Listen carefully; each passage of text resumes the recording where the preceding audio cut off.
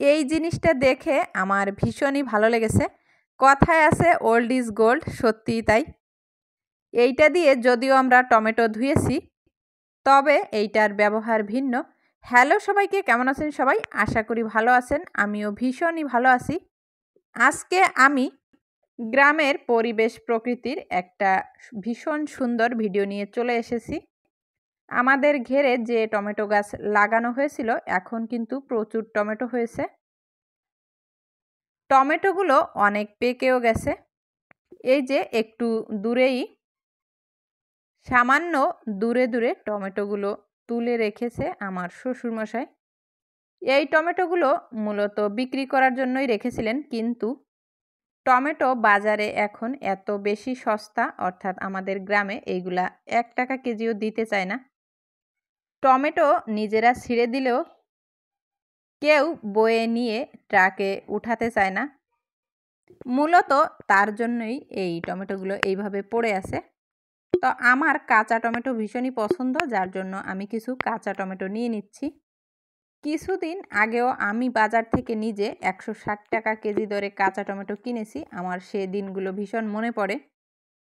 আর এখন সেই একই পণ্য, একই টমেটো বাজারে কেউ কিনতে চায় না আমাদের গ্রামে।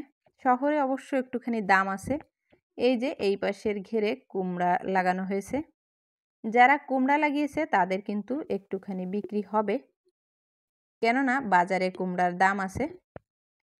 প্রত্যেক ঘেরেই এই একই অবস্থা, টমেটো আর টমেটো। আমরা নিজেরা যতটুকু খাই সেই পরিমাণই তুলে নিয়ে আসি, আর এইগুলো এইখানে এইভাবেই থাকে। অনেকের গাছে আছে টমেটো শেষ হয়ে গেছে, নষ্ট হয়ে পড়ে পচে গলে গেছে। তো আমি যাচ্ছিলাম এক ঘের থেকে আমাদের অন্য ঘেরে, একটা সামনে ঘের আছে সেইটায়। এই ঘেরের টমেটোর সাইজগুলো অনেক বড়।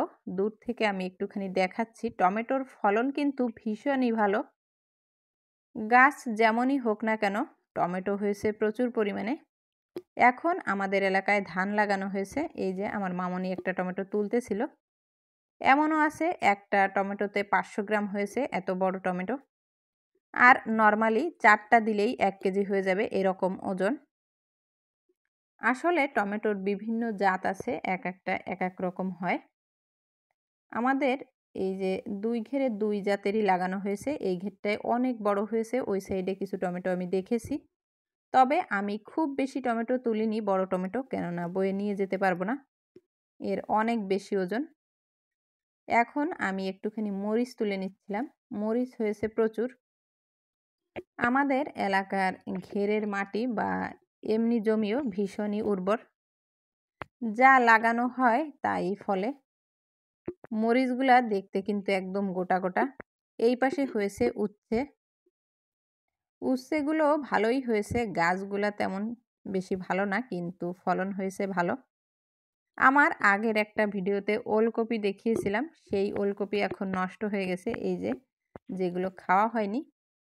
আমি অল্প কিছু ছোট সাইজের টমেটো তুলেছি, তাই একটুখানি দেখাচ্ছিলাম।